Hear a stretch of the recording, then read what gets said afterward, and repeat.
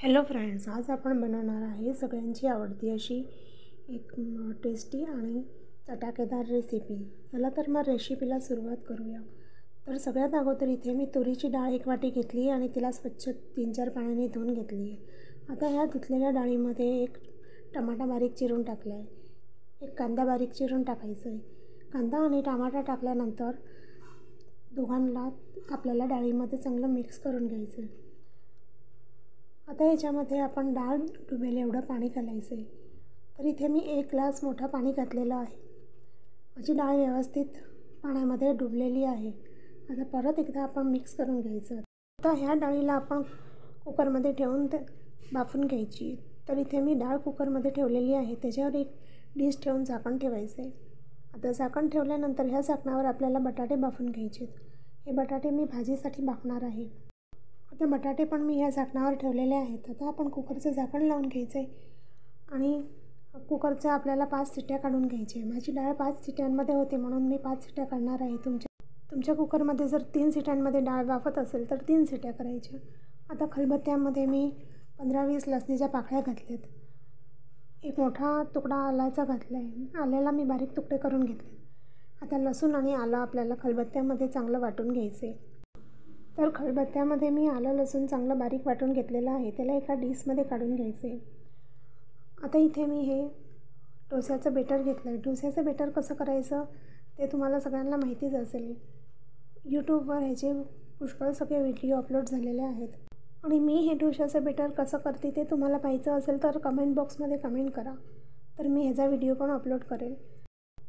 तर इथे ह्या बेटरमध्ये आपण चवीप्रमाणे मीठ घालायचं आहे आणि मीठ घालून बेटरला आपण एकच डायरेक्शनमध्ये चांगलं 5 मिनटं फेटून घ्यायचं आहे।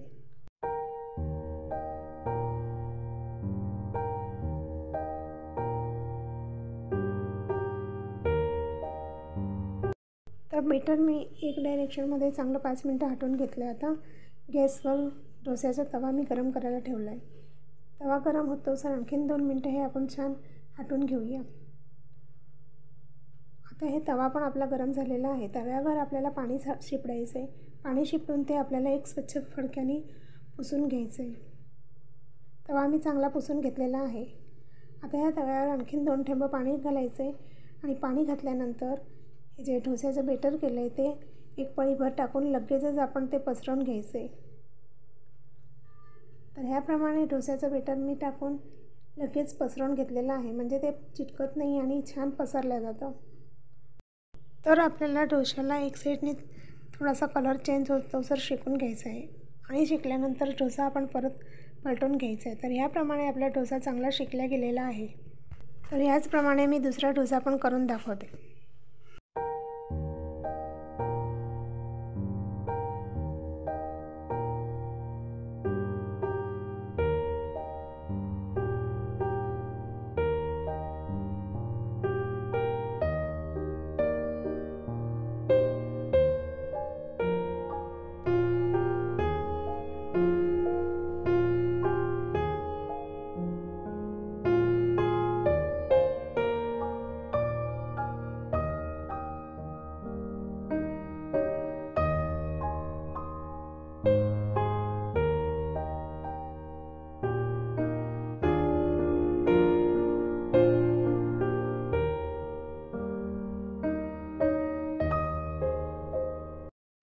हा डोसा पण आपला शेकला गेलेला आहे। आता ह्याला पण आपण तव्यावरून खाली उतरवून घेऊ।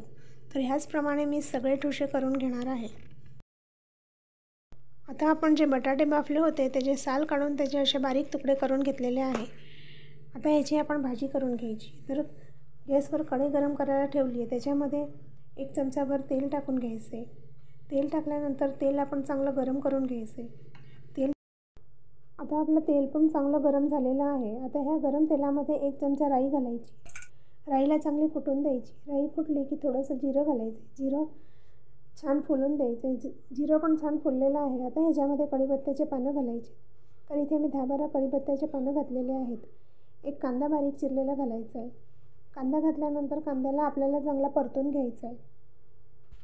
कांदा आपल्याला चांगला बदामी होतो तर परतून घ्यायचा आहे।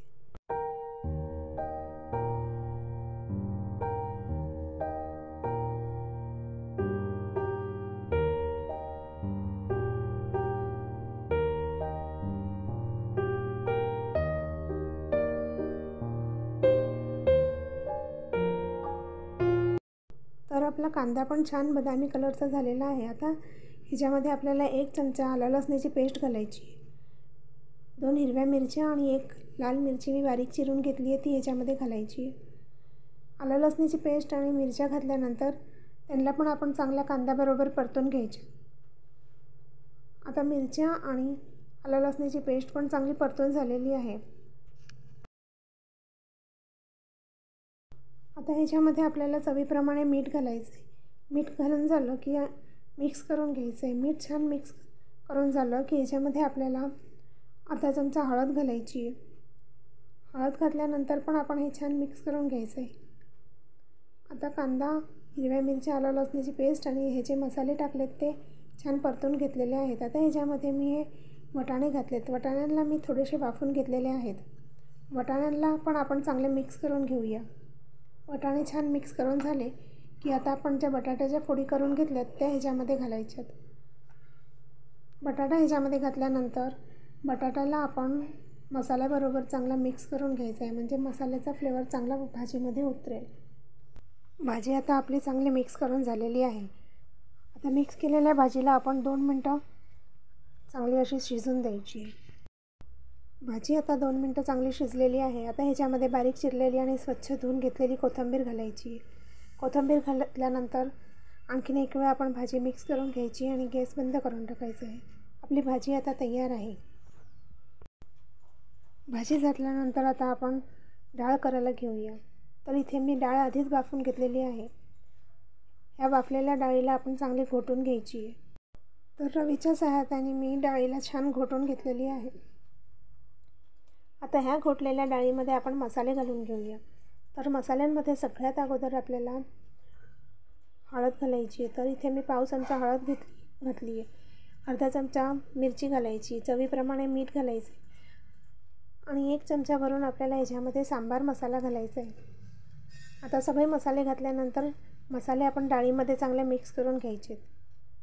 तर मसाले पण माझे छान मिक्स करून झालेले आहेत। तर ह्याच्यामध्ये आपल्याला पाणी घालायचं आहे। तर लागेल तसं पाणी आपण ह्याच्यामध्ये घालायचं। सांबार जर घट्ट हवं असेल तर थोडं पाणी घालायचं आणि सांबार पातळ हवे असेल तर थोडं जास्त पाणी घालायचं। तर मी ह्याप्रमाणे 1 ग्लास मोठा पाणी घातलेला आहे आणि ह्याप्रमाणे माझी डाळ थोडीशी घट्ट आहे। तर आता ह्या डाळीला आपण फोडणी करून घेऊया। कढईमध्ये 1 चमचा तेल घालायचे। तेल घातल्यानंतर तेल चांगलं गरम होऊन द्यायचं। तेल गरम झालं की 1 चमचा राई घालायची आहे, थोडंसं जिरं आणि थोडीशी आपल्याला ह्याच्यामध्ये मेथीचे दाणे घालायचे। राई चांगली फुलली की कढीपत्त्याचे पानं घालायचे, 2-3 लाल मिरच्या सुकलेल्या घालायच्यात। आता ही फोडणी आपली तयार झालेली आहे। ह्या फोडणीमध्ये आता आपण जी डाळ वाफून आणि हटून घेतली आहे ती डाळ आपण ह्याच्यामध्ये घालायची आहे। तर सगळी डाळ मी कढईमध्ये घातलेली आहे। आता ह्या डाळीला आपण चांगली मिक्स करून घ्यायची आहे। तर डाळ मी चांगली मिक्स करून घेतलेली आहे। अधूनमधून डाळीला आपण हलवत राहायचं आहे। तर आता 2-3 मिनटामध्ये तर डाळ आपली चांगली उकळायला लागलेली आहे। डाळीला चांगली दमटून उकळी आलेली आहे। ह्याप्रमाणे डाळ आपण छान उकळून घ्यायची आहे।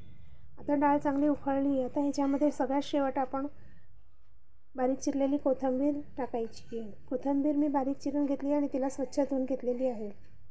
कोथिंबीर टाकल्यानंतर डाळ आपण एक वेळा छान मिक्स करून घ्यायची आहे आणि गॅस आपल्याला आता बंद करून टाकायचा आहे। आता आपली मसाला डोसाची डिश तयार आहे। मसाला डोसाला मी डोसा, भाजी, सांबार आणि चटणीबरोबर सर्व केलेला आहे। तुम्हाला माझी मसाला डोसाची रेसिपी कशी वाटली? रेसिपी जर आवडली असेल तर व्हिडिओला लाईक करा, शेअर करा। चॅनलवर नवीन असाल तर चॅनलला सबस्क्राईब करायला विसरू नका। व्हिडिओ शेवटपर्यंत बघण्यासाठी थँक्यू।